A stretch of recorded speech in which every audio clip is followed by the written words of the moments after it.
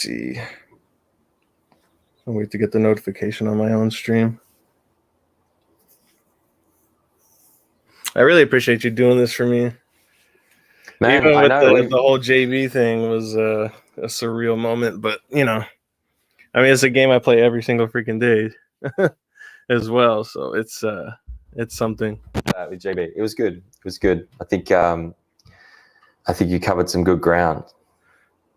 Yeah, just kind of giving people like an insight. You know what I mean? Mm-hmm. You kind of, I mean, you have your own little like fan base and stuff, but people don't really know everything. They kind of just know you for Fuse. Yeah. So it's good for people to, kind of get some more information and stuff.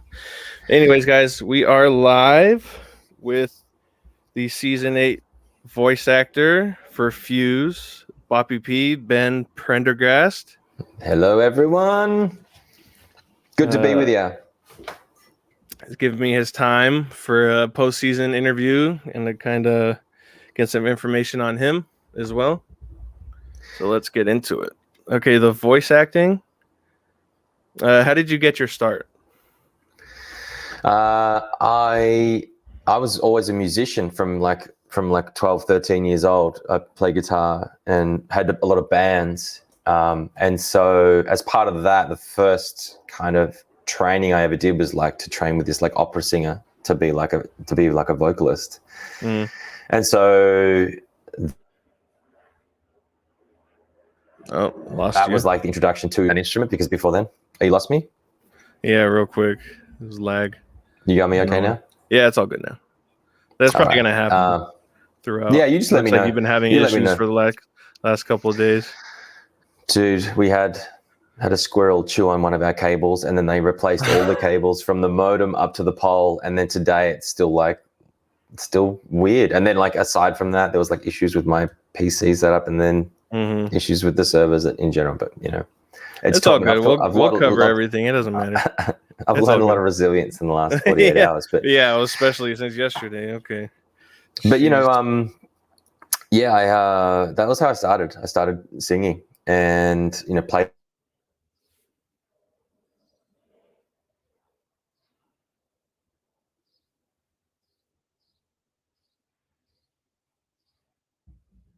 Oh, we lost him. Yeah, it's frozen.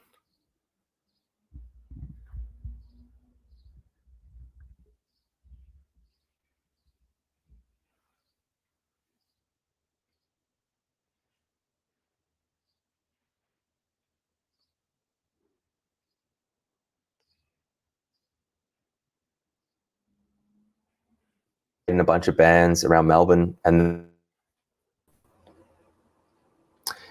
you know what? There we go. If this happens again, what I might suggest is that I'm going to switch over to my mobile data and just use my phone. Okay. I'd rather this be a video interview, but like I thought, just for you, like that's not a lot of fun. Let's give it 3 strikes. The first one was a ball.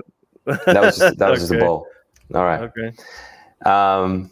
Anyway, so I went and started training as an actor in Melbourne, and then it's a long story, but I was doing a lot of theater, I was doing some film and TV, and then while I was doing that, I was working as a digital producer. Do you know what that is? It's like working in a web company, like producing websites and mobile apps and stuff.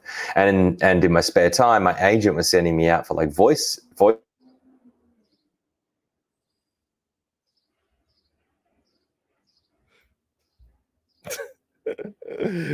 I think that's strike 1, eh?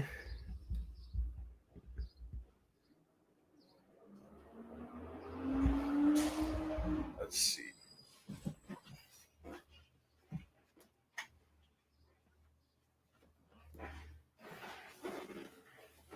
Service. I was also like, all right, I've reduced my quality. Strike 1. Yeah, I have the LAN cable running through mine set up.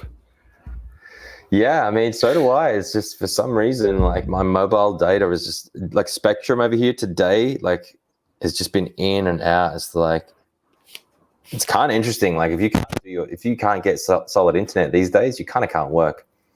Anyway, long story short, I was doing voiceovers in Melbourne, and then eventually moved over to the States for more acting opportunities, and picked up a really great agent, and then started auditioning.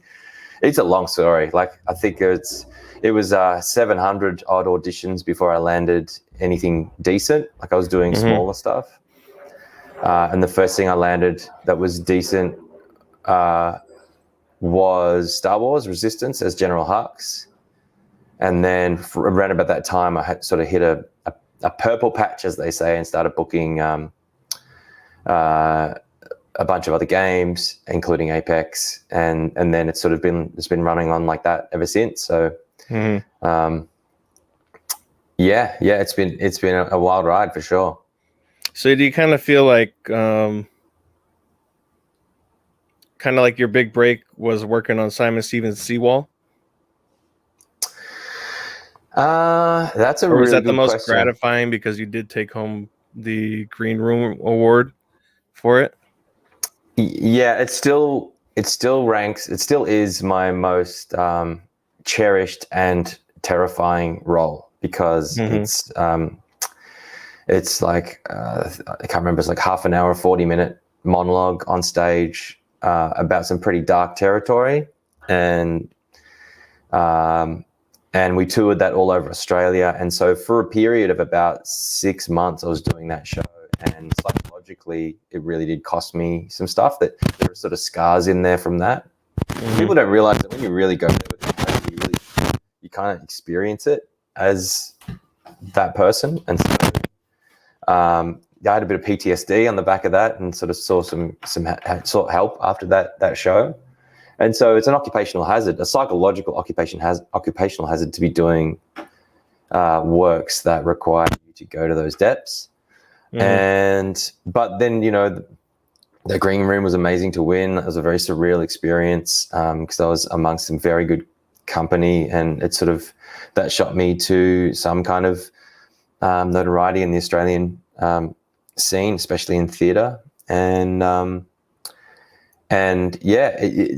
that was in theatre. But I guess as a name in theatre, it was me being part of the Red Stitch Theatre Company and working at Melbourne Theatre Company and just doing regular, like being attracted to and applying myself to work on really good shows, because good theatre is really hard to find. Like, a lot of people find it really boring, or they can't access it, and so that's it's something I miss over here for sure. So if there are any theatre producers out there, get in touch. People who don't know what the Red Stitch is, it's one of Australia's biggest acting companies. It's it's an independent, from what I read. It's kind of, there's a similar.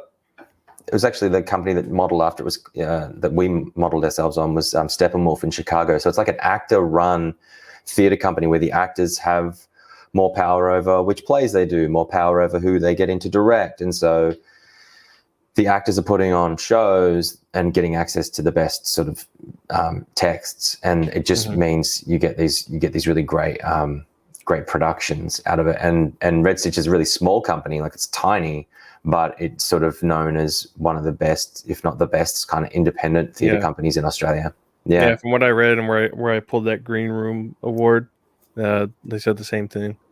Yeah. It's a very special little place. If anyone's ever in Melbourne, you got to book tickets. It's just redstitch.net.au, and just redstitch.net, and go and see a show. And they're just opening up there after COVID, so like they need all the support they can get right now. Okay, so are you still affiliated with that, or how does that work because you're over here now? Yeah, well, I'm known as an inactive ensemble member. So when you're an ensemble member, you kind of read all the plays and you program all the plays, and then you nominate, or you kind of make yourself available to be in 2 or 3 plays a year. So that's great for an actor because you just get access to, really good shows and work with really good actors. That's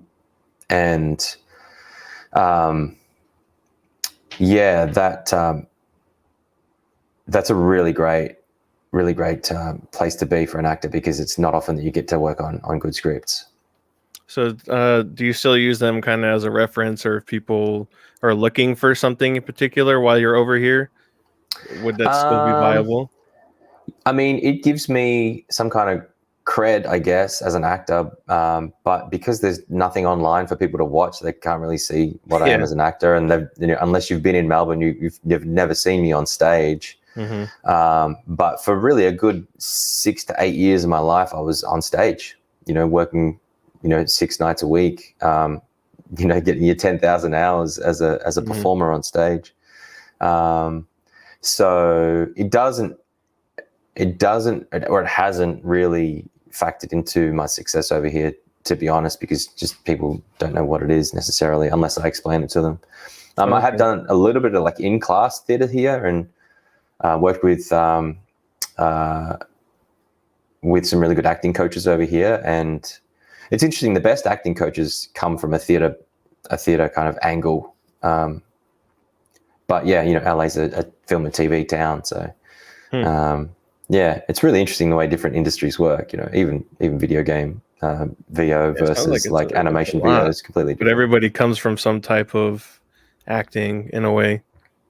Well, it's interesting because like one of the big mistakes I made as a younger dude, as a musician, even as an actor, early on was like just copying other people's kind of paths. And what they don't tell you is that once someone makes it as a thing, like they kind of make it, that the industry and like the universe just like burns all the bridges before that, right?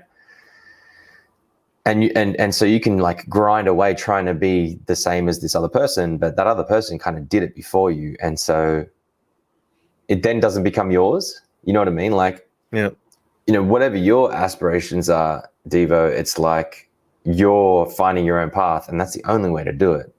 Similarly, like I came over here, got my visa, I booked a show called Preacher when I first landed here, which ironically was shooting back in Australia, like it's an American show. So I got straight back on a plane, went back to Australia, shot this American show, came back. But I came over here to work in film and TV, and it's really been like the animation and video games that have kind of taken me under their wing, and that's kind of my path, working on satisfying kind of work over here, and that's what it is. Like, Apex is one of those games where it's highly inclusive. It has a huge and very committed fan base. They let me have that fuse in the way that you've all seen now, and sort of bring so many aspects of myself and my family and my history and my even my sovereignty, my country, to that character. And he lives on for a little bit. I don't know how long he lives on for, but he lives on, and people get to enjoy him. But I say to friends all the time, I'm happy to swim in this lane for as long as they'll have me. But yeah, this, like I just feel so open to so many opportunities over here, and it's really lovely compared to other countries and other kind of endeavors that I've sort of gone after in the past. And then there's the whole argument of like being in your own way and saying like to yourself, like I don't think I belong here. Like that imposter syndrome thing is pretty rife in this industry as well. So I just say, if you want to do something, go and get your 10,000 hours. However you're supposed to do that, whether you want to make YouTube content, whether you want to be a singer, a dancer, whatever, even a lawyer, like whatever you want to be, you just need to go after it, and you need to start yesterday. And it's never too late either. Like that's not if you don't start now, you'll never do it. But it's like, you can start today. You can do a little something every day. It almost sounds like it's one of those things, like the profession is like, don't be too picky, because it's not like opportunities arise all the time. Maybe. Yeah. I mean, yeah, you kind of careers are made by what you say no to. And what I mean by that is like I'll give you an example. Before I left to come here, I'm just gonna turn this off because that's annoying. They were casting Harry Potter on stage, and I'd gotten my visa. I'd like sold my house. I was ready to move over here, and this like audition of a lifetime kind of came up. And what I mean by a lifetime, it was like, they are going to tour this show for like years to come. You're going to be able to work in your hometown. You're going to make good money. and they want to see you for the role, you and this other guy. The other guy who eventually got the role, like, he's a contemporary of mine. I love him, a guy called Gareth Reeves. But at the time I was like, I want to say no to this audition. I'm going to say no to audition for Harry Potter, because in the stage show, like, it's he's and if I have not said no to that, had I have said yes to that and potentially booked it, then I'd be in Australia working on that show, and that's great. But that's not where I wanted to be. So yeah, it's tricky knowing when to say no and when to say yes, but you just got to go with your gut, I guess, and go with. It's funny, and the older I get, like, the more it happens where I'm like, oh, should I say yes to this thing? Should I say no to this thing? Like, and it's even happening, and it still happens. It'll continue to happen because. I mean, it's up to personal preference as well, like you said. So, but with that, where it's like voice actors and actors in general, it's been around forever. There's always going to be work. It's just, depends on what you want to do per se. Yeah, that's right. And like, the audition process that I've been through over the last, like, 3 years, I outside of the, like, culturally inappropriate things you shouldn't test for anyway, like, I shouldn't test for anything that isn't from my, like, ethnic background. I've tested for such a wide gamut of roles, singing roles, like Nickelodeon shows, Rick and Morty. Like, there's so many different things that I've gone out for, that, and the ones that I've booked I, like, hold really dear to my heart. But I just feel like I really understand now where I want that path to go down. But at the same time, like, if someone comes out and is like, hey, we've got this Nickelodeon show and we want this, like, crazy little, like, Australian Tasmanian devil or something, I'd be there for it, like, sure, I'll do that. Do you have a preference, like actual, like, acting, or do you prefer voice acting, where it's kind of just a character and you're the one behind it? It's all acting to me. Like, every audition, every role, I come at with the same training that I took all those years ago, and I continue to refine. In any piece of staged performance, in any medium, there's always a protagonist that's trying to do something, an antagonist that's trying to counter that, and is also their own protagonist in their own world. They all have objectives, they all have intentions, they all have things that are holding them back, and they all have tactics that they try and achieve these things from. And then the writers kind of pour in. The writers know this as well, and they pour in these amazing texts, and then it's really up to you to bring 90% of yourself to that text to see what kind of comes out the end. And that can be, I mean, it's harder to do it for, like, some crappy radio commercial for a mobile phone store, but you can still do it. But then every now and then a character comes up that's kind of really close to your heart, and it kind of hurts when you don't get it, because you've really it can be discouraging that you pour so much of yourself into. But to answer your question, like, I miss the stage a lot, because there is something very special that kind of happens with streaming, but not to the same amount. But when you're breathing at the same time as an audience, and then you're sort of communing the text with the audience and sort of feeling that land on them, they almost become like an extra actor in the scene, which is a really weird thing to say, but like somebody's watching you from, like, a third person point of view or something. Yeah, it's like there's kind of like 5% of your brain somewhere that obviously knows there's an audience watching you, but then like the 95% of your brain that's like being the character is like also trying to influence other characters. Or sometimes the audience is another character, or sometimes there's like there's a sort of a fourth wall character. But I know, like, I can tell you specific shows. Like I did this one show, 150 performances of this one show, and not that you want to pre-plan anything either, because you want it to be different every night, but like you would hear an audience and you would hear them breathe, and you could tell when an audience was breathing because they were listening, or breathing because they were bored, or breathing because they were a little scared. And you can just sort of ride an energy of an audience and the breath of an audience in a really interesting way. And you kind of, when you're working with good actors, you both know what you're doing as well. So with theatre, it's kind of divorced from screen, where there's an audience looking at a flat screen, but the audience becomes part of the performance. Like 100%. There have been shows that I've known we've acted fairly well, or we've acted poorly, and the audience loves it, the audience has hated it. But then there are shows where it's on song, the audience is there to see a show, they're engaged, you're engaged, and it's such a communal thing that like the pandemic took from us in like a very significant way. And that's why I think you're seeing a lot of streamers doing really well during the pandemic, because it's the next best thing. But the difference is the streamer can't see the audience, Nope. I think that's kind of like what is it? Living behind, like kind of like what you see like at a zoo or something. It's kind of like that. You're like just in this little captivity, and people are just passing by, watching you. Yeah, I kind of get that feeling sometimes. I get it. I get it all the time, and I think more recently with my stream, I mean, I feel avuncular, which means like an uncle or like a father figure, where I kind of just feel like a weird uncle who's just like doing his thing. I literally have become so much more comfortable with it that I can play some games, I can just chill out, I can get a little silly, and it's pretty much what you would get from me if we were actually hanging out. And so I do like that. It's not a performance because I'm not delivering a text, but it is kind of like an improv performance because I don't know what's going to happen in the game. So it's a really interesting form. But yes, I miss theater a lot. It's not going to happen for me in LA because from what I've seen, there's a couple of main stage companies in LA and they do good stuff, but I think it's fairly closed shop. And then film and TV is something that I really want to pursue.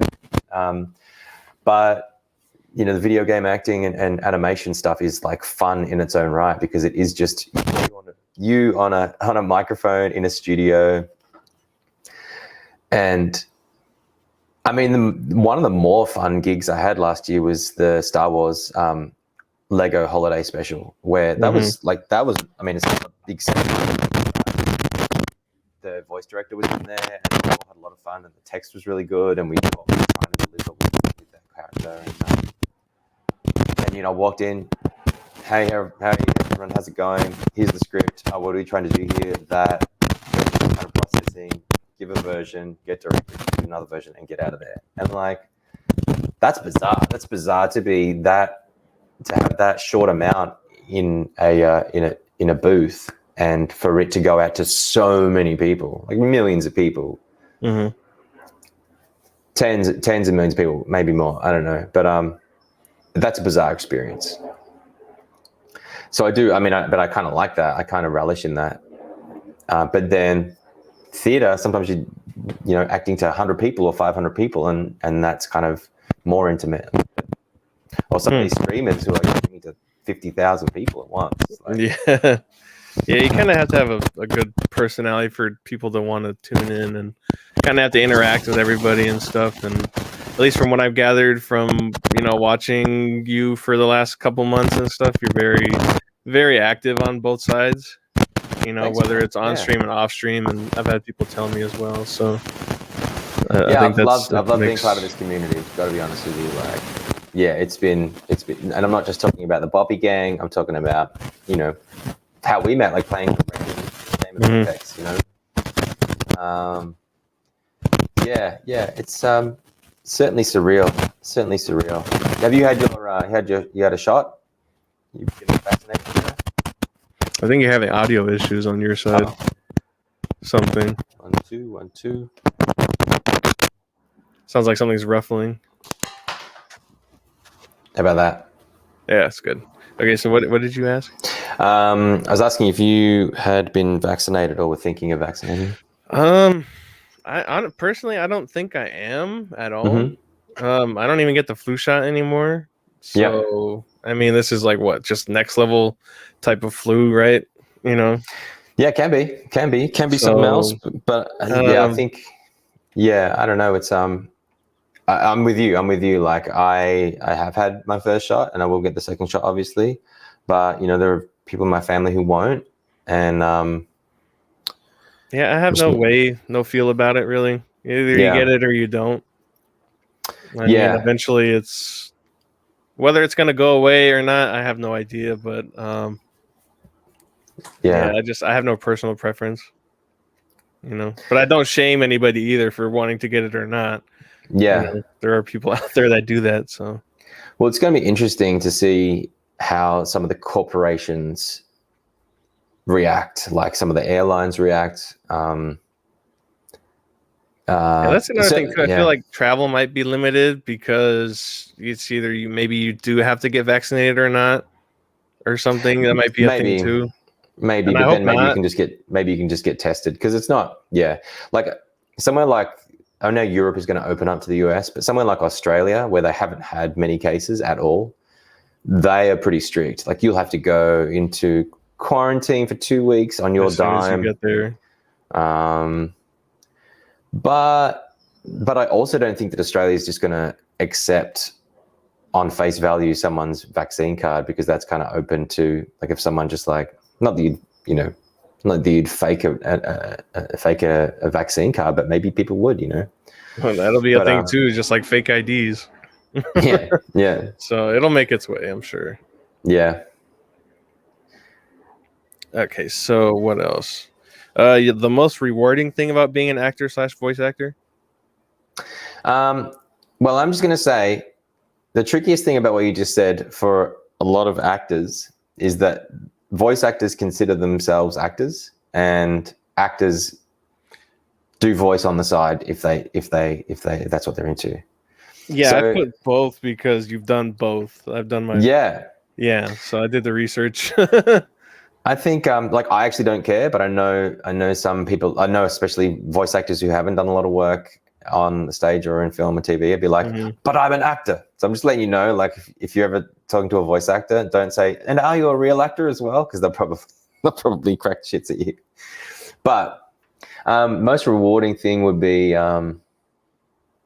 like I said before, the working with an audience on stage is one of them. The other thing, especially when it comes to Apex, is kind of the feedback you get through, like, socials or whatever, about people who feel enabled, or kind of if they feel seen because of something that your character's done, or the way that your character is, or how they identify. There's for a long time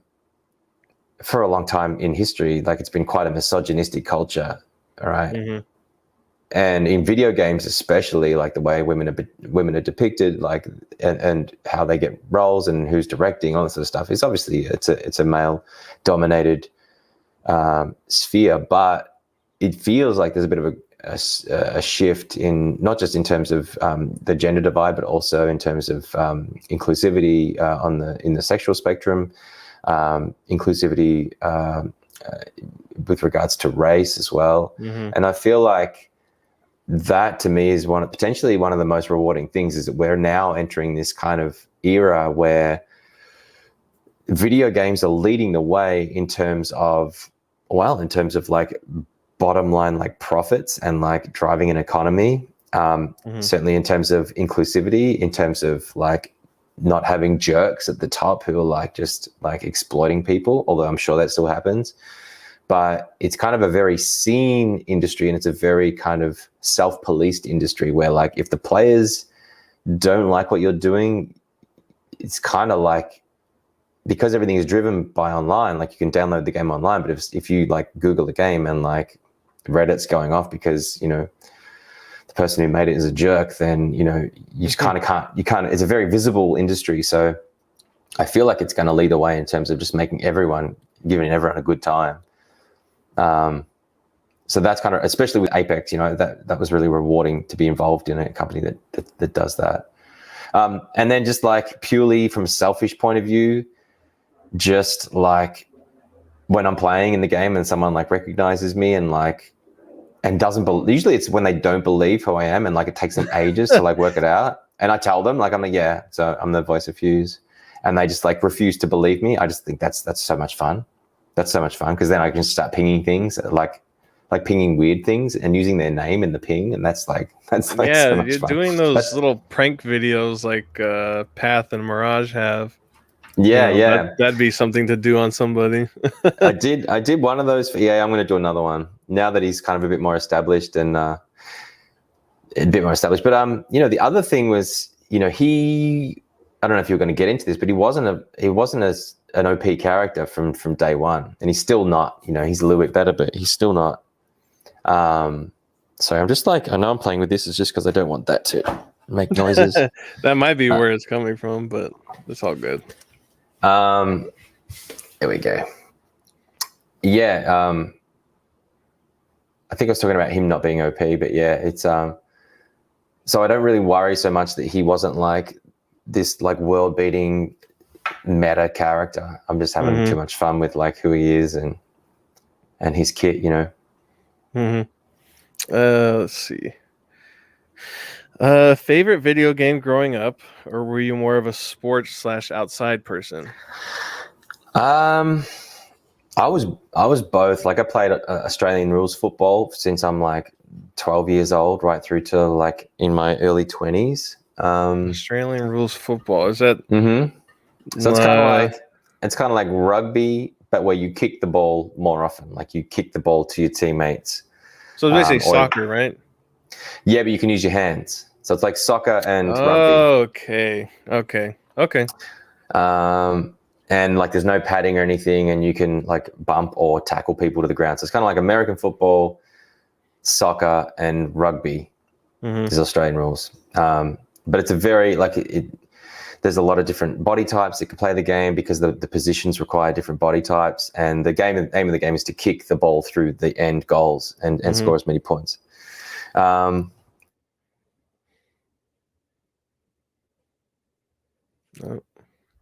did we lose him?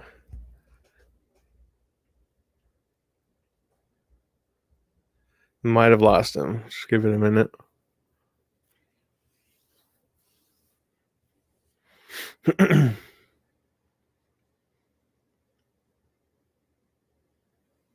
Yeah, might have lost him real quick. It should be back.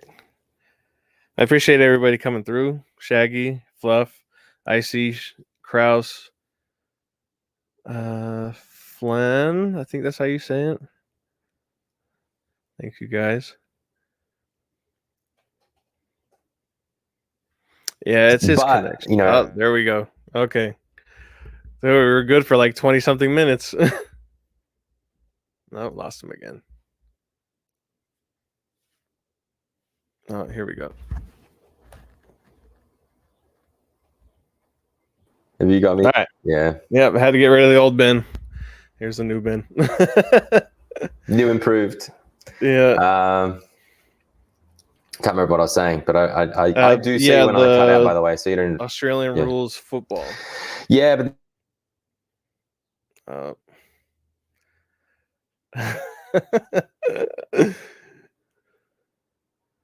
This is gonna be.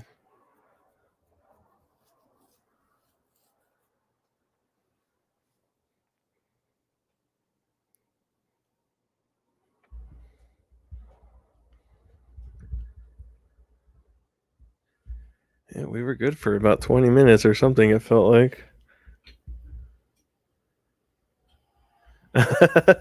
Apex broke the internet. Yeah.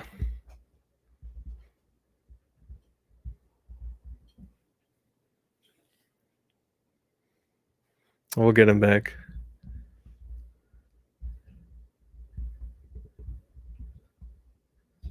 Then I'll play games on the side. So like, if you're like coming in and out now.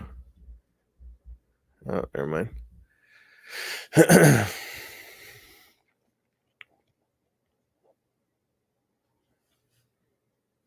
Yep, we had him and then we're losing him. Fluff.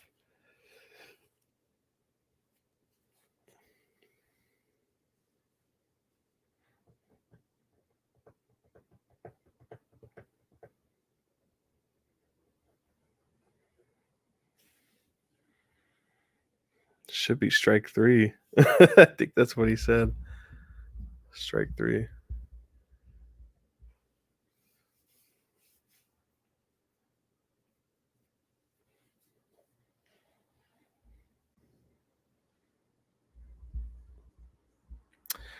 Okay. While he's working that out, let me look through chat. Tosh, I appreciate the host and the share. Let me see here.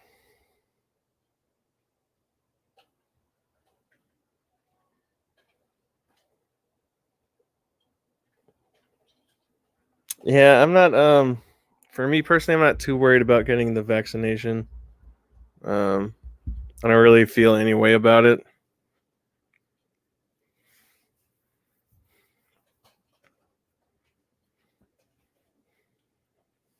All right, there he is. Let's see here.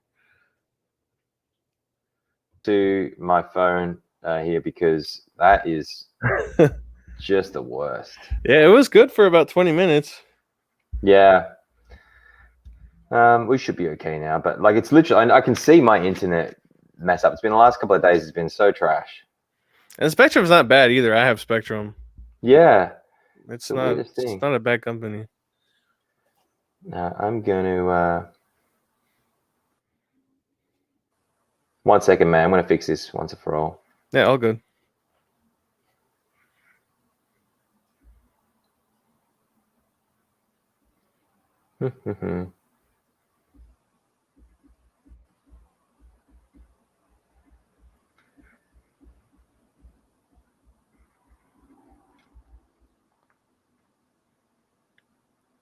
Hmm.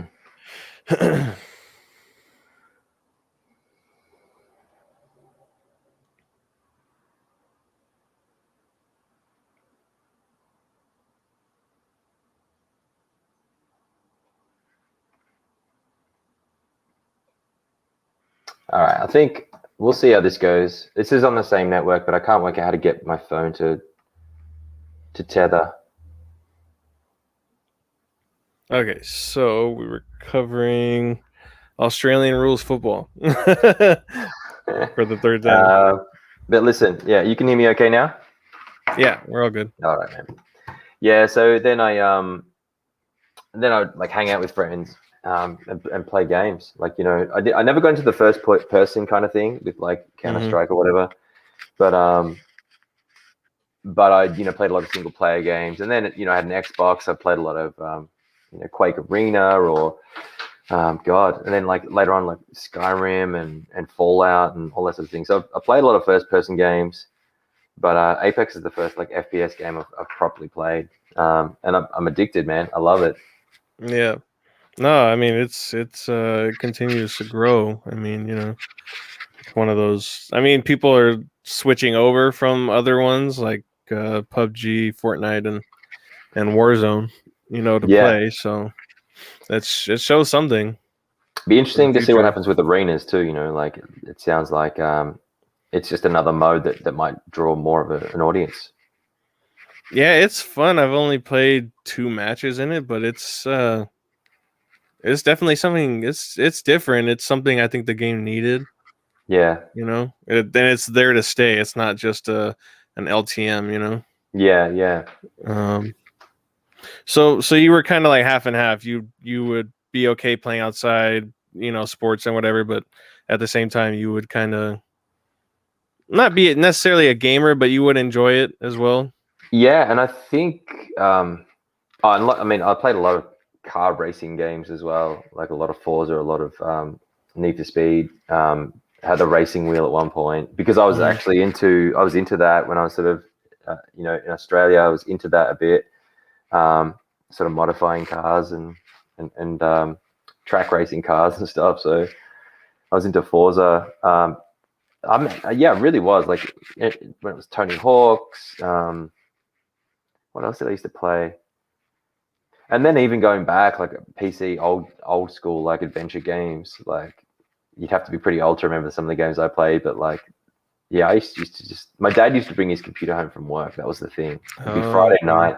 He'd bring the computer home. I'd like lug out the 13-inch screen, and I'd like plunk it on the desk, and I'd plug it all in, and yeah, just play on the computer all weekend. Yeah, so I guess I have him to thank for my addiction to video games. Do you remember the first game you ever played? Um, or at least grew a fascination with? I mean, the first game I think I ever played was on the Atari 2600, and it was like a racing game. It was like just this crappy, like just Pixelated. so pixelated. But I was definitely fascinated with it. I was just like, but on PC there was a game called Leisure Suit Larry, which was kind of risque at the time because, well, there's a lot of text-based adventure games. Like Hitchhiker's Guide to the Galaxy did like this text-only adventure game where you'd be like, you just get this slab of text, which is like, you're in a room and like you have a splitting headache and what do you do now? And you like take, painkillers and like, you take some painkillers. Like it was so weird, but also, kind of cool. Yeah. I was really fascinated with gaming even a lot younger. I used to write into the computer magazines, like the gaming magazines, and play all the demos that they'd have on those Nintendo magazines. had a magazine. Game Informer wasn't a thing back then. No, in Australia there was one called the GameSpot or something. So they had their own publication or something. Yeah, there was American and British magazines. There are a lot of British magazines that came in, and then they have the demo on the cover, like literally like a cassette tape demo for like Commodore 64 games would be like taped to the front of the magazine. Hilarious. And then it became obviously CDs after that. Yeah, I sort of got right into that because really that was the internet back then. A newsagents was the internet. Like you wanted to learn about anything, you'd walk into a newsagents, like walk up and down the aisles, or the library. But usually, newsagent. That's taking me back, man. That's taking me back. Man. Yeah. Let's see. Right before we jump into the gaming, so your first project as an actor and your longest project.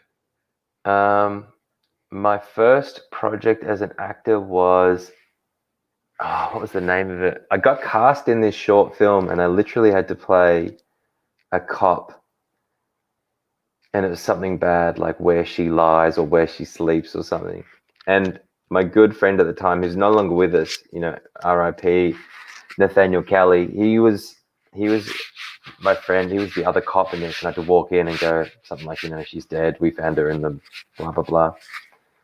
And I was just so excited to be like cast as an actor in something like in this short film. And then quickly after that, I booked this like show called Satisfaction in Australia as a cop again. So that was my first professional gig. Yeah, and literally had to ask someone for their license and then like arrest someone. So I got a lot of cop roles when I was younger. The longest gig I've ever been involved in would be a show called The Flick, which was a stage show, a theater piece. It won the Pulitzer Prize in 2015.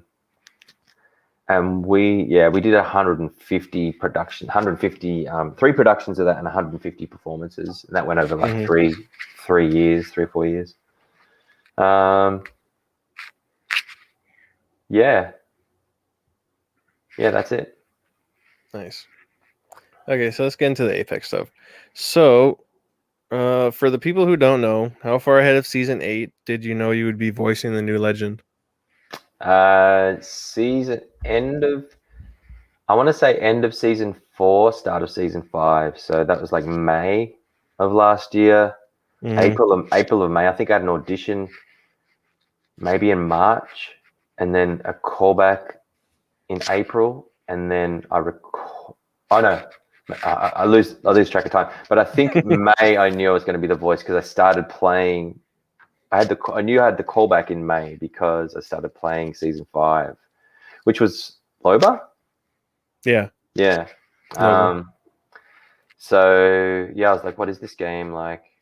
Okay, so you didn't know about it before you got the audition or anything? No, the audition, because they use code words for what the game is, so they don't even tell you what the game is. But the audition was for an Australian explosives expert. It was for this game, and the game chatter was kind of cool because normally game chatter can be very kind of just battle chatter. It's not. Yeah, just kind of bland. A bit bland. and this wasn't. I was like, oh, what's this? Like, Mm-hmm. and so I sent that off.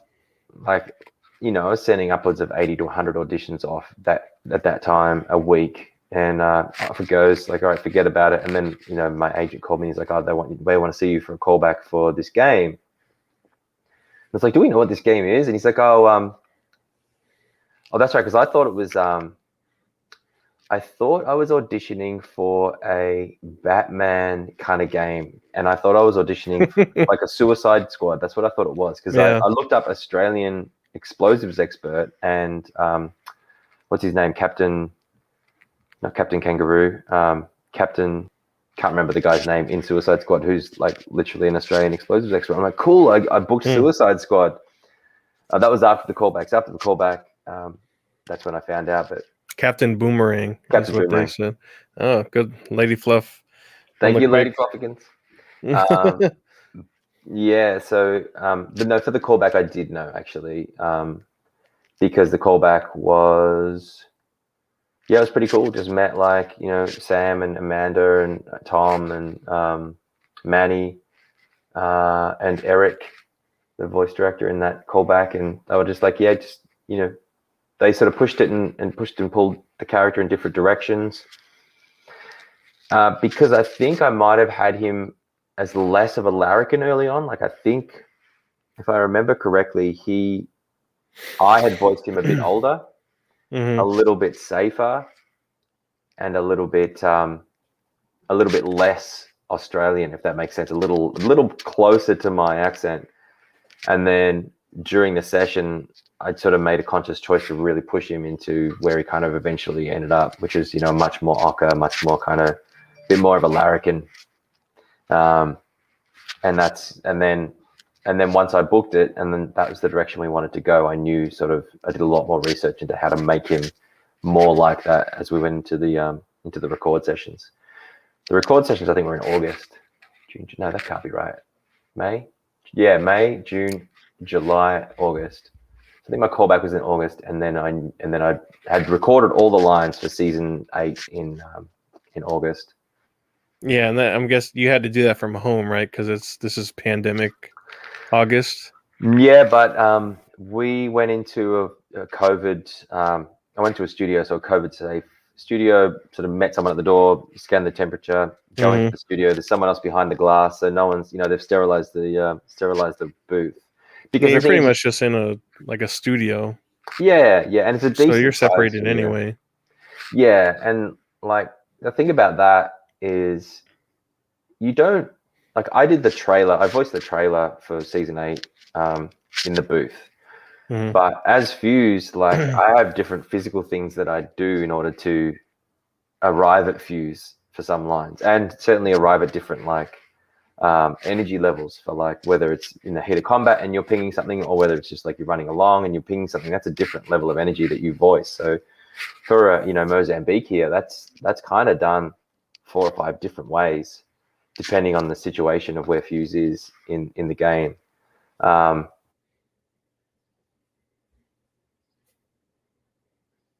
Yep. It's going so well. Just give it a minute. Jeez.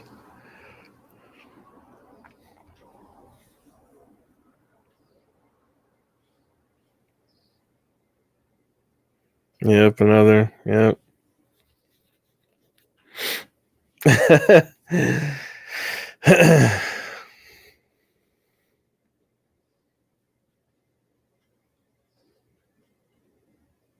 All right, we're on the phone now. We're on the phone sharing, so we should be all right. Hopefully. See, we're making good progress. It just, when it cuts in, like the worst time. It's just like an ad break, man. It's just like an ad break. We all take a little breath. The internet can't handle Ben. That's what they said. Bless him. Okay. Bless him. So the whole studio thing, you recorded the trailer in the studio?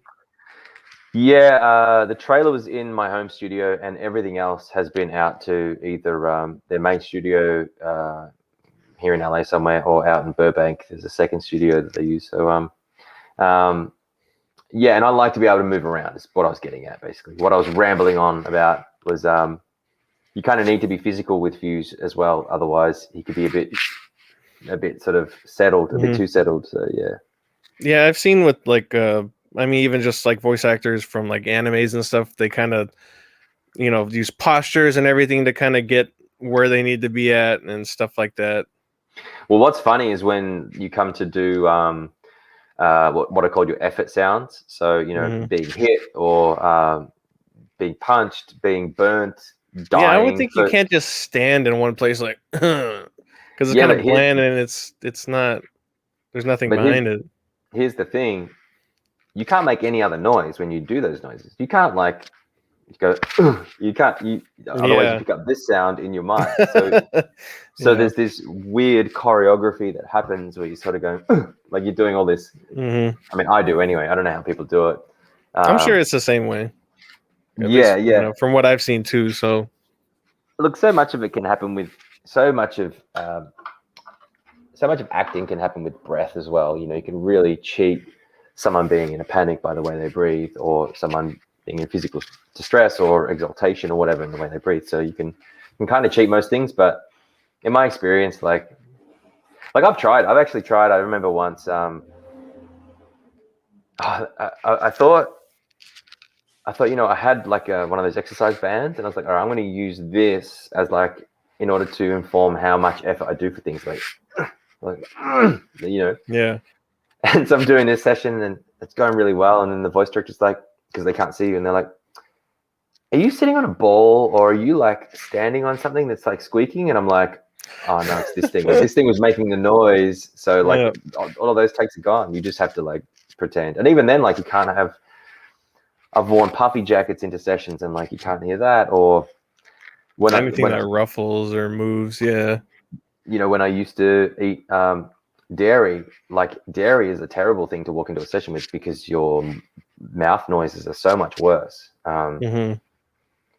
Yeah, so like eating a green apple and not having dairy before a session, and like not eating before a session because your stomach grumbles like 25 minutes after you've eaten, or an hour and a half after you've eaten, like because you're hungry again. So like it's a bit of a dance, but it's fun. It's fun.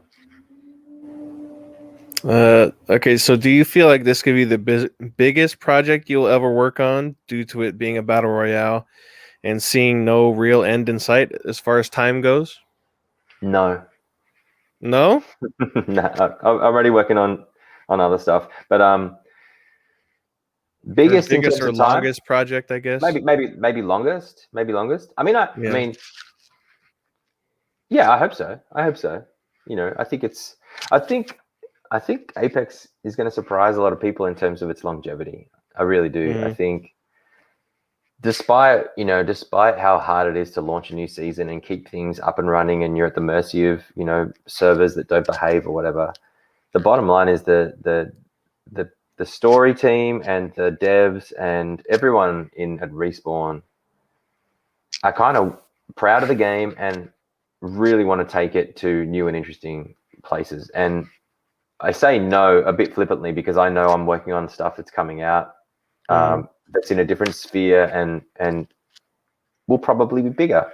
But there's but Apex is near and dear to my heart and always will be. And I think it probably will be the longest game project that I'm involved with, because just the infrastructure that's set up there and the I only know kind of a few seasons out. I only have any kind of inkling what's coming like a few seasons out.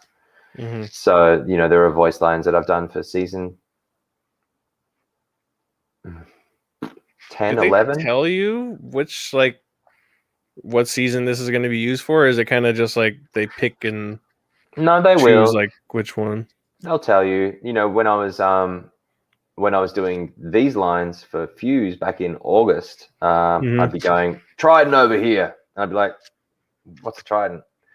And then they'd be like, then you quickly work it out, vehicle over here, get in the shopping trolley, kids. You just, you kind of work it out. Bow check over here. That was one I had to sit on for a while, or hop up here, shatter caps, and you're like, all right, what's that? Like, they'll tell you. They'll tell you like, oh yeah, we're introducing a new weapon. It's the bow. It's coming in season 9. I usually ask, does Fuse like it? Does Fuse not like it? I'll probably have a good idea. The 3030 is his favorite gun, so whenever he pings anything to the 3030, he might have a loves little extra something. There's always a little something there. Anything explosive, Fuse has got a little extra on his I have noticed that too. So anyway, yeah, they do tell you, and so back to your question, yeah, I think they've stuff planned out so far in advance, and I'm only hearing or seeing like a tiny snippet of that. And I think as long as people are enjoying the game, as long as Respawn continues to listen to their customers, but also like not listen to their customers and come out with new and interesting stuff, they're Gucci, Yeah, the feedback on the bow is that it's way too powerful so far. Even though it's just like, I won't even say a day, because yesterday was complete turmoil for everybody. I jumped in the range and I was hitting 123 headshots, and I was like, oh, two headshots or a headshot in a body is like a knock with the white shield. Yep. But then I jumped into an arenas game before, and I like whiffed like so many shots. Oh yeah, target's actually moving at that point. So yeah, exactly. So I guess, I don't know. I mean, you probably better at the bow than I am, but you probably have better aim than me. We'll see. What's great about the bow is it's quiet. Like you just hear, Yeah, you're kind of like, at least when I was playing only like an hour before. I've only played like an hour total, I think. Yeah. I'm wondering like, what the hell is shooting at me? And it's like, it's the bow. I was wondering how you'd be able to trace, sound, because it's not a bullet, but you can't exactly tell where it's coming from either. No, it's just a whew. I don't even know if there's a visual cue with the bow. Sort of just hits you and you sort of... And you're stuck with the arrow too. If you're rezzing somebody, you can see that they're stuck with the... Yeah, I don't know until you heal off or something, but you're stuck with an arrow in your body. So I wonder, because you can collect your own arrows. I wonder if you if you melee someone, you would take the arrow off their body as well. If they all pop off. Huh. Yeah, I don't know. Yeah, it'll definitely be the longest, unless like, there are voice actors in the cast who are on Simpsons, and like that thing's been going 33 years. So maybe Apex can go a little, can get a couple of decades under its belt as well. We'll see.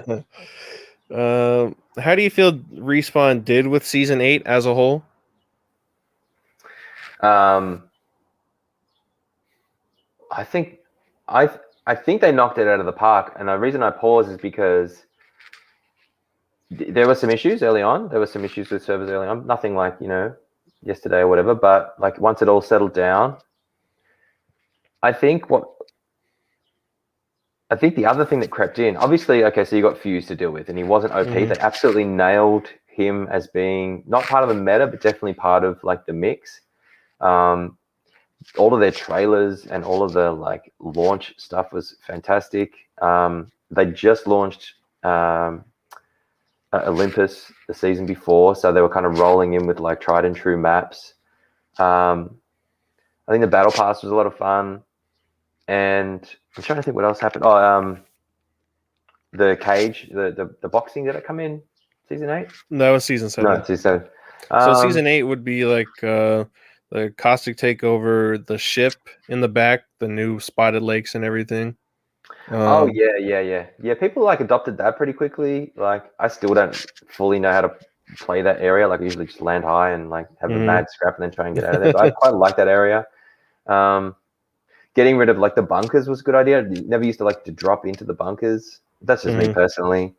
And I think the 3030 was an interesting like gun that came out, and people were like, some people were cracked at it, and that was a pretty good balanced gun. Maybe more balanced than the Bocek. And I still can't use it. No idea how to use a 3030. I think helping they added the hop up to it. I think it helped. Like, is it changed the it's like a shotgun now? I think that's changed the spread of the shot or something. Right. Might even be shadow caps. Might be that hop up. I think it's that one. Yeah. Because the other one is for the Sentinel and increases like fire rate or something when timed correctly. Okay. Yeah. Okay. Um, yeah, I think it was good. Like they had to deal with a new kind of hacker threat as well. So that was like, how do they deal with that? Like guys like Shiv and everyone was like dealing with this like jerk and around, just like being problematic. Yeah, Luffy or something. I think it's Toofy. Or I think it's something like that. He would get into their lobbies and somehow he's able to type on screen like, "Hey guys," and then he shuts the server down. yeah, So that yeah, happened for about a week or two, where they yeah, just got off completely. Really, yeah. I mean, when you think about it, that's kind of a. I mean, I don't know where Toofy is, but it's kind of a federal crime. You literally yeah. When like you're not hacking only into a game of that, yeah, you're you costing have them money. intellectual rights and everything on stuff like that. I'm sure the EA legal team were also the anti-hacking team and the legal team were definitely sort of doing things there. No, I think they did really well. I really do. I think the style and theme of the season was like kind of unique. It was that kind of post-apocalyptic kind of Mad Maxian kind of vibes. And you kind of see where they took season 9 and knowing where they're taking season 10 and 11, they were kind of setting up for, I mean, introducing Maggie as well. Maggie was controversial. Oh, The game yeah, modes, she was something else. I think the game modes, again, despite like Apex, I mean, Respawn and Apex, it's kind of like a movable feast. It's like, okay, so now we're bringing in these game modes, and like a few of that, like a couple of them were like a little buggy, but they were fun. Like being able to like escape into the air and like or sorry, once you die, being able to drop back into the game. Like I played one game, I was like, this is sick. Like the Yeah, games I go a think bit longer. towards the end of that, it kind of had a glitch. It wasn't rotating like it was supposed to Right, between game modes because you were kind of stuck on the armor regen, and that was it for some Yeah, reason. it wasn't about rotating. It was just that those other game modes, there were some issues with it. But like I know that they learn a lot Okay.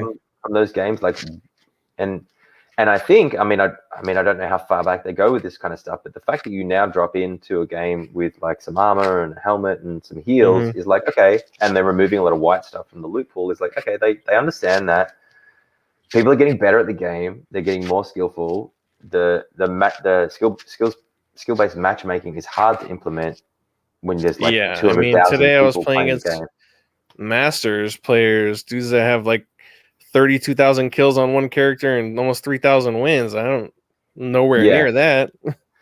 and I think I don't have any like I can't peek behind the curtain in terms of how that all works, but the fact that you at least have some extra protection when you drop into a game, so that you get a longer game. Because for me personally, the kind of the thorn in my side in Apex is I drop in, I die a lot, as do If a you lot of can't people. find a gun as soon as you drop and somebody else does, it's almost game over, pretty And much.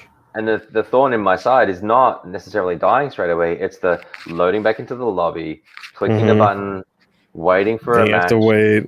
dropping in, waiting to drop down, and then the whole thing can happen again. And it's like you kind of play for this amount of time, and then you're like waiting to jump back in for like 3 times that. So I think yeah, that with arenas like that issue is solved me with too. arenas. Actually, I mean, you get a bit really. of you get some practice in. You're like fighting straight away. You're not like Mm-hmm. waiting around for anything. It's kind of Nope. cool.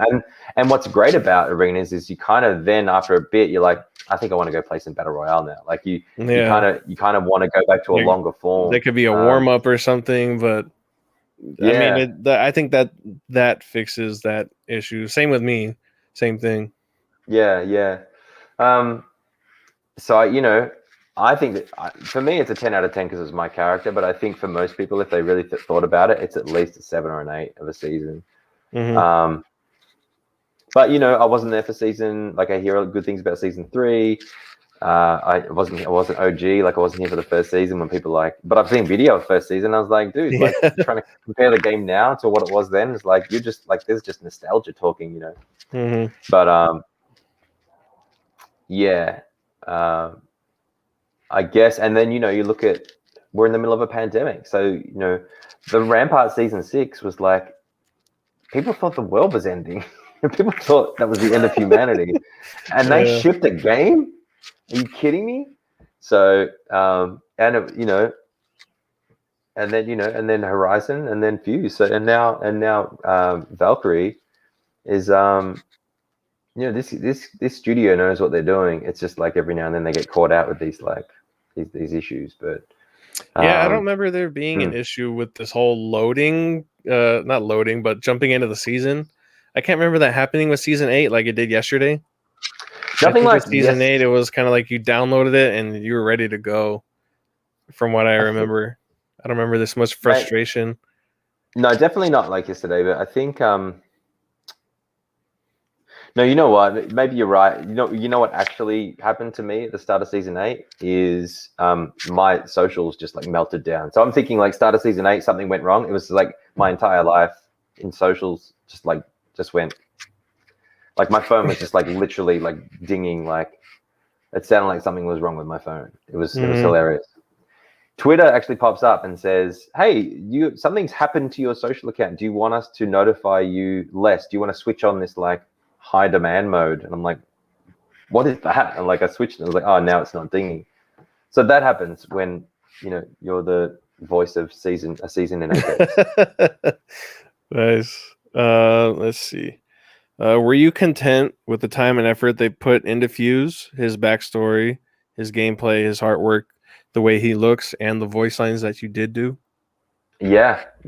He's, you know, I mean, you like this because I know who you main, but when we did the trailer and they're like, okay, here's the cinematic, and I was just watching it through, and then Fusey slaps old Caustic's butt. I was like, oh, they get him now. Like, oh yeah, we're gonna get into that later too.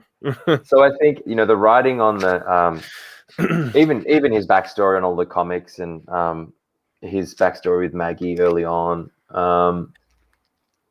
was good for me because, and I guess also his relationship with Lifeline.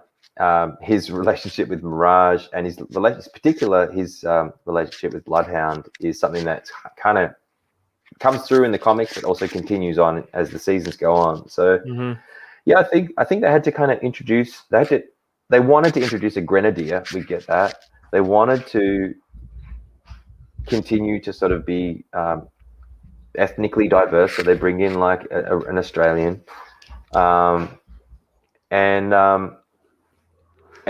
the writing team did an amazing job at like integrating him into this story, especially because everyone's so excited about this kind of Titanfall reference coming through. So like, how do you get those things? How do you sort of tie those things together? I think they did a really good job. His, you know, the look of him is perfect. Love his arm. Love that he's got a bit of, you know, he's got some guns on him. Love that he's grey. I love that he's got the mustache, especially. Like, I had no idea he had a mustache. No idea he had a mustache. And the other thing is, I was worried about Devo was like his like gold skins wouldn't have a mustache, and he'd look weird, which he would. He'd just look like Shrek or something. So they keep the mustache in all the skins, and that's kind of rare because every other character like has different facial hair. Like you look at Crypto, sometimes he's got a mustache, or Mirage has sometimes got a mustache. But with Fusey, they were just like, keep that fella his mustache, mate. He needs it. He bloody needs it. Okay, so on a side note, my mom texted me that she's watching, and today is her 58th birthday. So happy birthday to Patricia. Diva. Patricia, happy birthday from Fusey. Mate, you're 1 year old. You're only 1 year older than me, love. Don't worry about it. You've got a number of bloody innings to come. Happy birthday, Patricia. Okay, so anything you would change about Fuse or anything you have seen in season 8 surrounding him? Well, you know, I know this is talked about where he has the lowest win rate in the game. And we've talked a lot about like, what do? Do you up the damage on his knuckle cluster? Do you up the damage on his ult? The problem with that is, and the devs have said this, is that they don't want him to become the character that just kills people. with these abilities, which is kind of where kind of Caustic was kind of headed.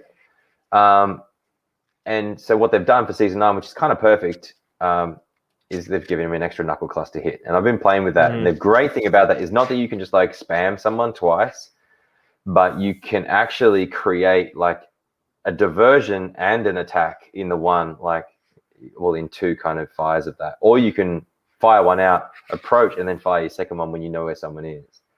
Or you can just spam someone with 2. I've never got I've got a knock with two knuckle clusters in a row, but it's got to be possible, right? But I think if I was to do anything, I would make his ultimate hit faster, and or make the fire higher, like a higher residual damage, like a ramping damage. No, like actually make the fire higher so that you can't jump out of it, because it's super high skill to trap someone in your fire ring, in your mother load or whatever it is.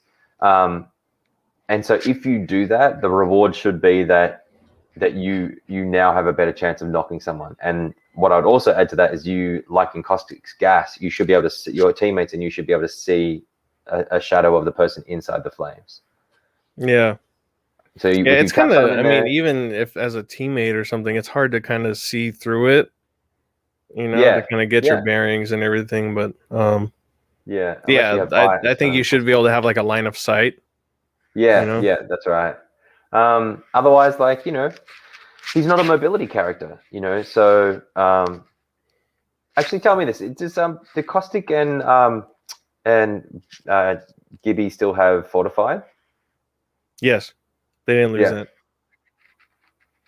I mean, maybe the other way to go would be to make Fuse fortified as well, or at least fortified against nades, or kind of like a flak jacket or something. He doesn't take as much damage from incoming ordinances and stuff like that. That would make sense. You could kind of add that to his passive. And I think the devs have said, they've added the second knuckle cluster. They'll watch his win rate. If it doesn't come up, they've said more help is on the way. So they'll do something. They'll work it out. They'll give him a third knuckle cluster. No, I don't know. They'll do something cool. Okay. Let's see. Preference on what you personally would want his heirloom to be if they came to you for ideas. There's so many good ones. There's his rotting arm. There's a boomerang. There's his Bowie. He's like a Crocodile Dundee knife. There's the golden grenade. Oh no, that's a knife. That's not a knife. I think. Look, I think it'd make sense for it to be the Bowie knife. I think. But maybe I don't know. Or even the guitar. Everybody forgets about the guitar. The guitar's too big. Like if he pulls out the guitar, I mean I think that's what they had with Gibby's. That moldy spear is actually it's like this big, and like it's a club, whereas so they've got a size. It's got to be about that big. But I don't know. What does chat think? Like I'd be super keen to hear some new ideas, because I've heard them all. I think I've heard them all. Maybe just like a Chico roll. And if you don't know what that is, you'll have to Google it. But a Chico roll was like the most Australian crappy fast food. It looked like a burrito, but it was like deep fried, and it had that'd be the most. Or you know what? Or like a big Foster's can of beer, just a beer bottle, just long neck.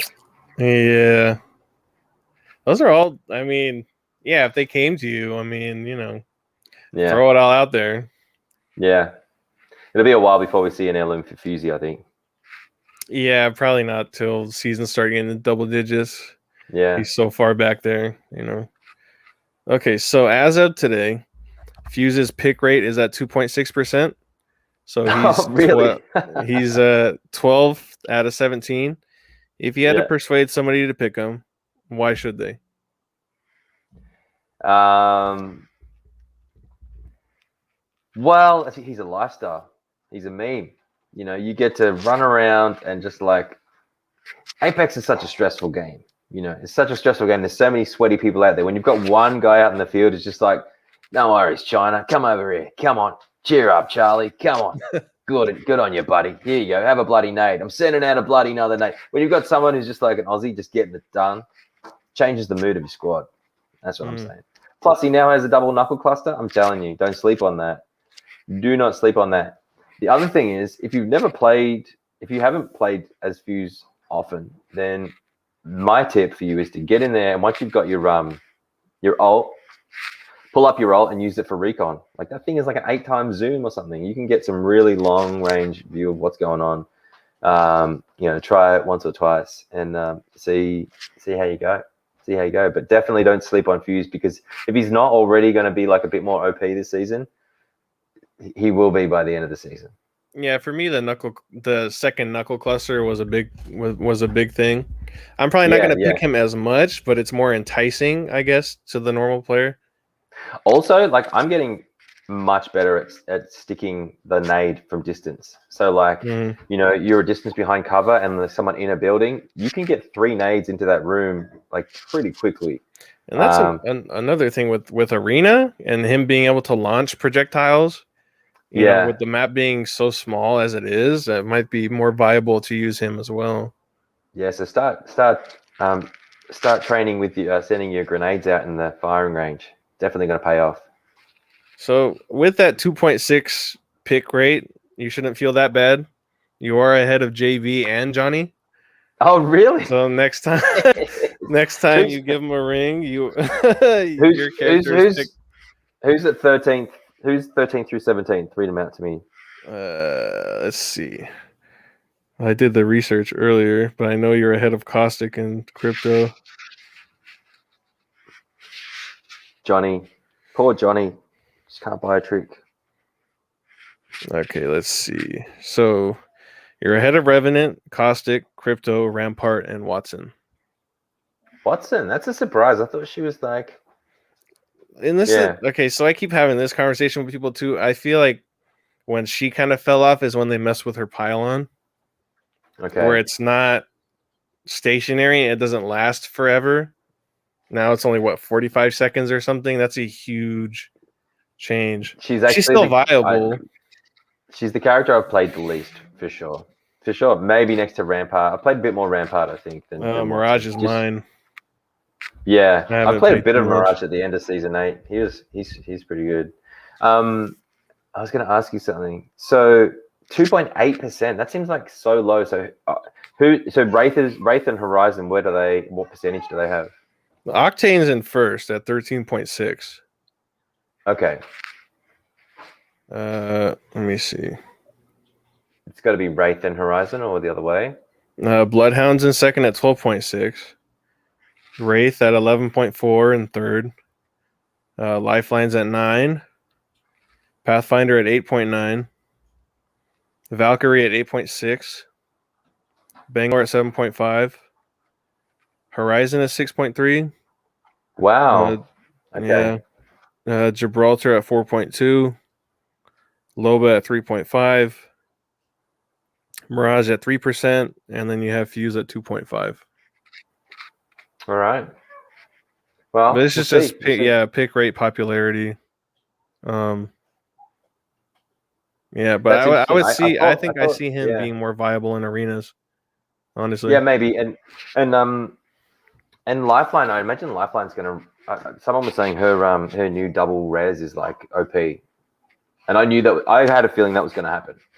That, you know, people are going to jump into games and go, oh, she doesn't have the shield. But then when you can pick up 2 teammates and then bust for cover, it's and potentially protect those 2 teammates by firing on whoever's approaching them. That's pretty cool. Mm-hmm. Yeah. Okay, so this is a good one. I thought of this one. So, do you think Valkyrie got revenge for Caustic and Bloodhound by destroying Fuse's bottle of beer in the trailer?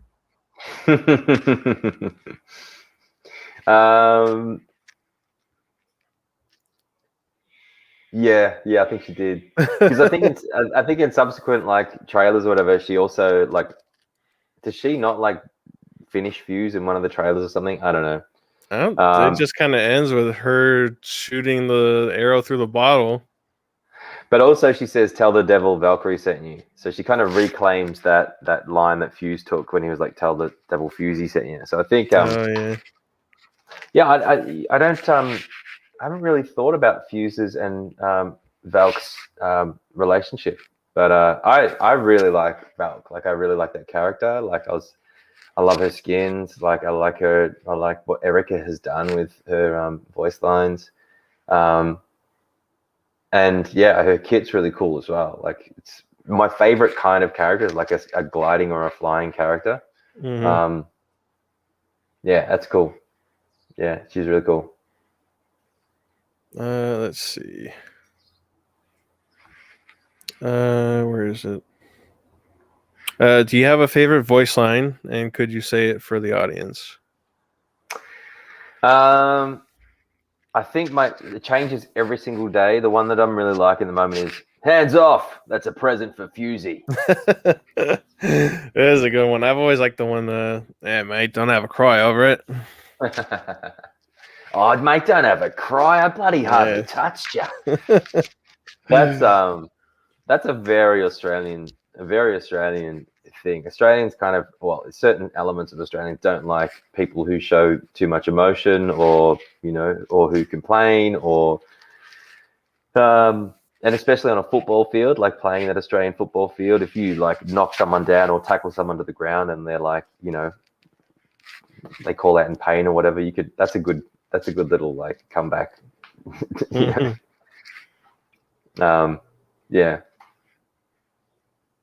Any message for fans of you and Apex alike? You can come and hang out with me on my Twitch channel at twitch.tv/BoppyP, and you can get a lot. I'm happy to have a chat with anyone on that stream. Honestly, we have the best time in there. It's not always Apex either. We just do what we do. But my message to you would be, thanks so much for supporting me, for involving me in your life in whatever way you have. I hope that the work that I've done and the work that I'll continue to do is something that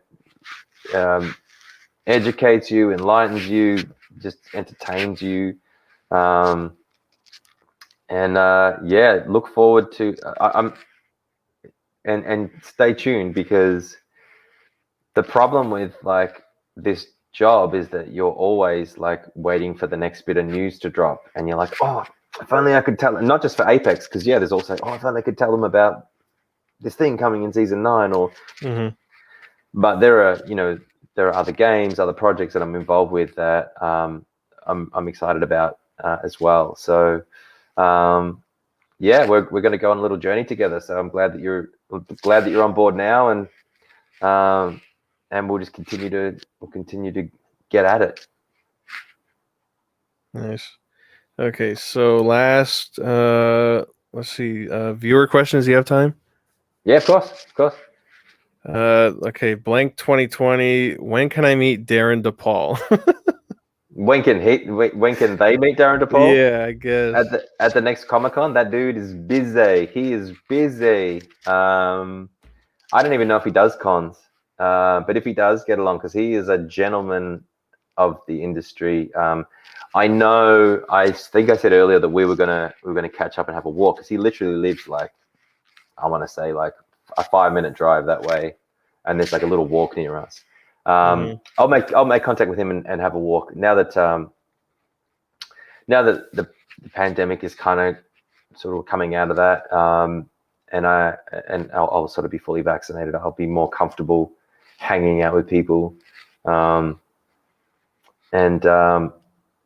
yeah, but the thing about Darren is like he's just a lovely dude. Like, you're not hanging out with Revenant, and I don't even think he sounds like, not his voice signature isn't even like Revenant. So it's not like you're gonna be walking along and then like this, I don't even know how tall he is, but he's probably gonna be shorter than me. Like, he's like gonna be like, get over here now, or whatever, however. Yeah, Revenant sounds. It's obviously like operated through some type of voice recognition system or something, but some kind of filtering. It has some bass in his voice or something has to be similar to what Yeah, is yeah, coming and out. then obviously, obviously the performance is fantastic for that character.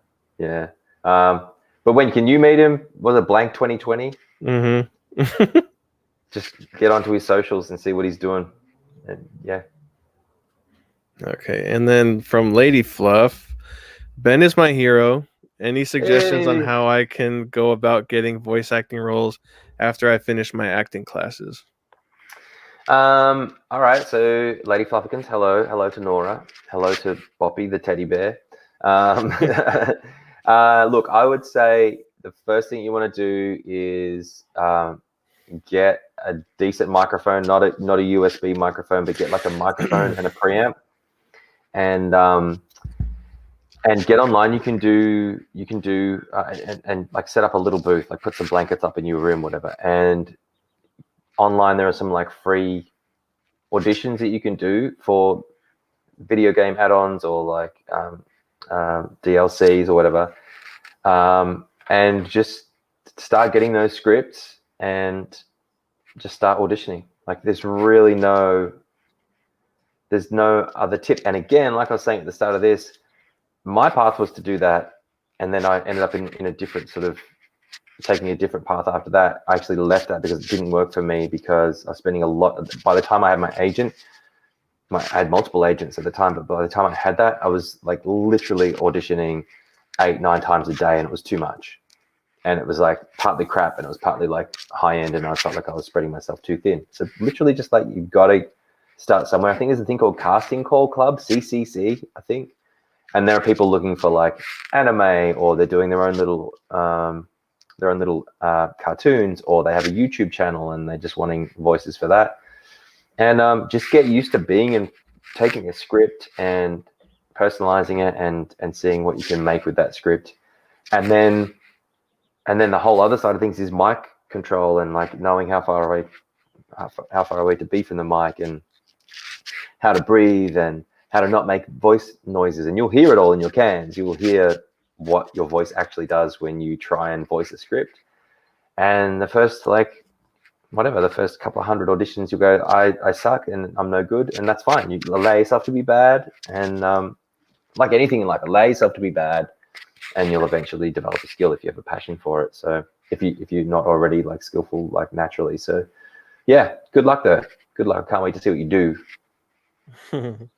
Okay, so then I have a question. Will we see any live stream of you and all the voice actors kind of just having a chat, you know? Yes, you will see one of those. Because I remember you guys had one a couple months ago, but you couldn't live stream it or something because you had the voice actor of Valkyrie in there, and it was kind of like a spoiler. Yeah, we so the cast and devs do like a Friday night drinks, Friday night Zoom drinks. We've done a couple of those. Yeah, and Erica was in that, and it was funny because people were like, let's get a team photo, and someone took a photo, and then we're like, no, wait, don't post that, because Erica was in that photo. Erica had to like mute her screen or drop off the call or whatever, and we took a new photo. But yeah, look, I think there is going to be there's going to be an announcement soon of another like signing session that's coming up in like the next month, I think. So there will be a panel of sorts. I don't have the details for that yet, but I'm pretty sure there's something coming up. But like in person, we'll have to wait until the next con. So I think then there's a Supernova Con in Australia coming up, but it's in June. I wouldn't be able to get back there in time. And then I think San Diego, and the cons I think are opening back up in like September, October, November. So yeah, it'll be there'll be a few of us at those cons, but when all of us to get together on screen again, I'm not sure, but this panel is the closest thing that I can think of that'll be anything like that.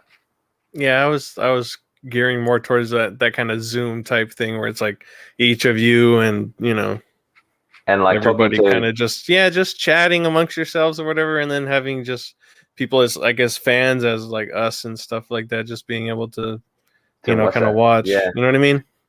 I do. And what I would say to that is it's hilarious. While it's hilarious that Allegra is amazing in these chats, and Roger's amazing, and Johnny usually just gets teased, but he's amazing, and then the devs are in there, and But having like 20 people on a Zoom call, for the first couple of calls, I'm sitting there just like drinking my wine, just going, I've got a little bit to add to this, but like to get a word in edgeways is like impossible. So it would be fun. That would be fun for fans for sure, because there's a lot of funny stuff that goes down, but at the same time, oh, good. Listen, my internet just went down on my computer and we're still live because of the phone thing. So we dodged strike 3.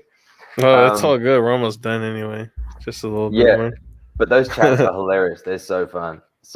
But then also a lot of it is not airable at all, because they're talking about stuff coming up, or like okay. Some people don't want to like cuss on or whatever. But yeah, I don't know. It was probably just gonna have to be the panel, but the panel will be fun because it's not confirmed, but there is a like person in the community panel or something. Yeah, and there's a person very well known in the community who's going to moderate that chat. So they've got access to all of us, and they can ask whatever questions they want, and that's going to be fun. I'm looking forward to it. Kind of have a feeling of who it could be. It's either Mirage or Pathfinder. Well, no, I'm not saying one of the voice actors. Oh, voice actors. Okay, no, just in general. I'm saying there's a content creator, a very well-known content creator who's going to moderate that, and they know their stuff, and they're a lot of fun when they work. And yeah, anyway, it's that's going to be a fun panel. Okay, so last one from Flan. The poll has been counterfeited. Fuse is the best legend. And question: any suggestion on how to get over imposter syndrome? That's a really, really, really good question. The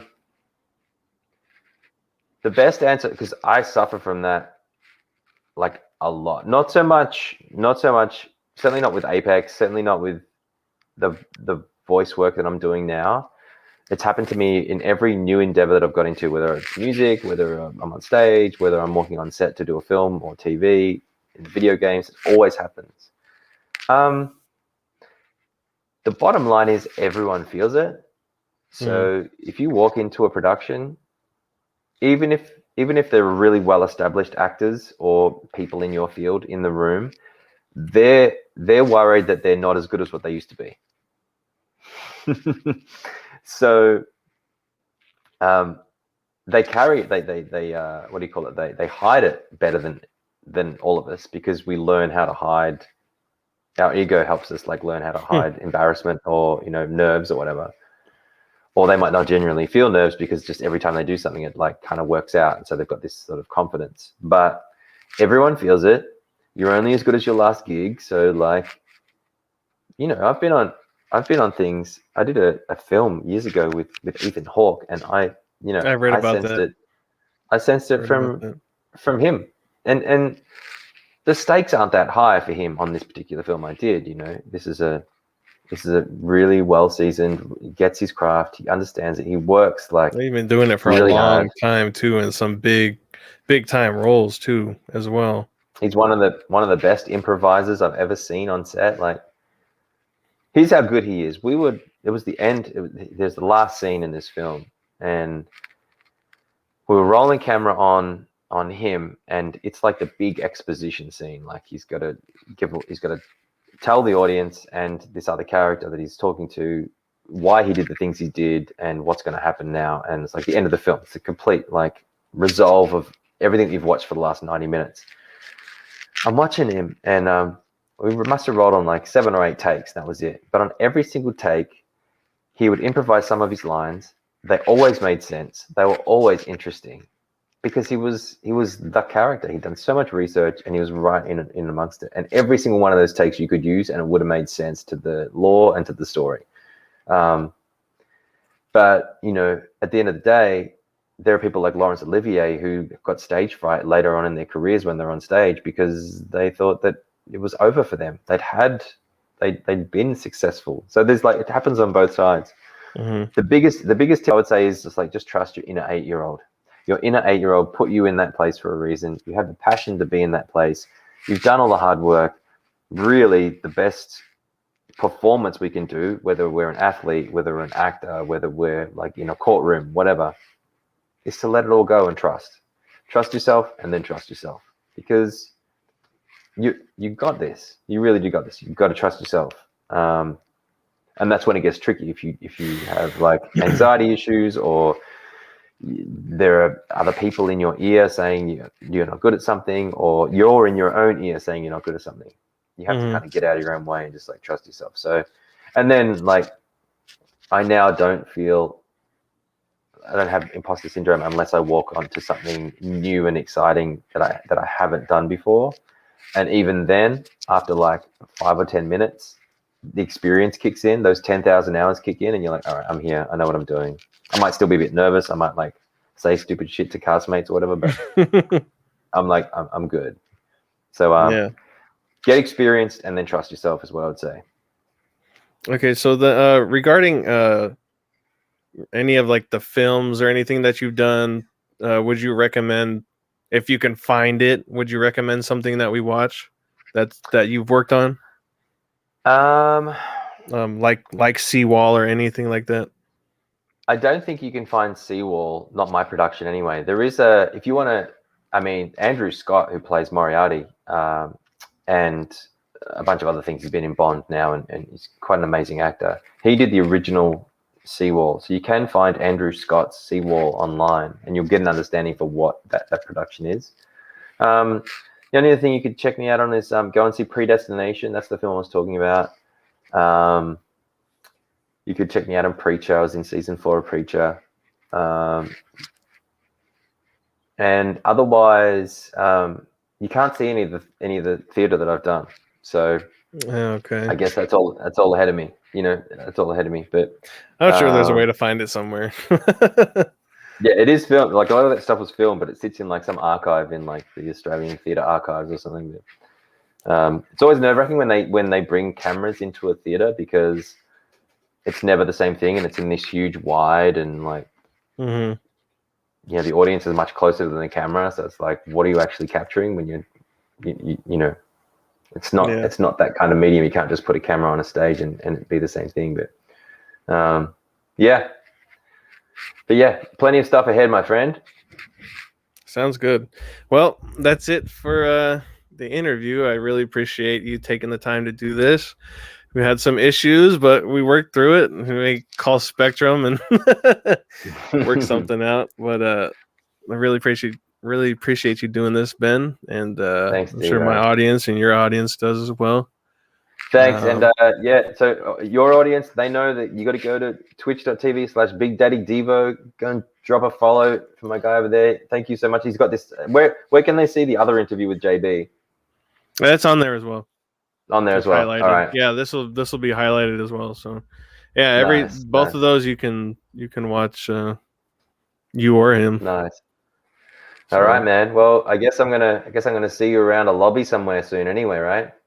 Oh yeah, I'll see you back. I'll see you out there in the games, in the Apex games. So in the games, yeah. But, cheers, man. I appreciate the opportunity to have a chat with you today, man. Yeah, appreciate it too. Take care, Ben. All right. See you later. See you, everyone. All right, guys. Thanks for tuning in. That was really something. We kind of got things rolling as much as we could with obvious internet issues that he was having. Thank you, everybody, for stopping by. I'm actually going to get something to eat right now. Thanks, guys. Thank you, Fluff. Oh, hold on.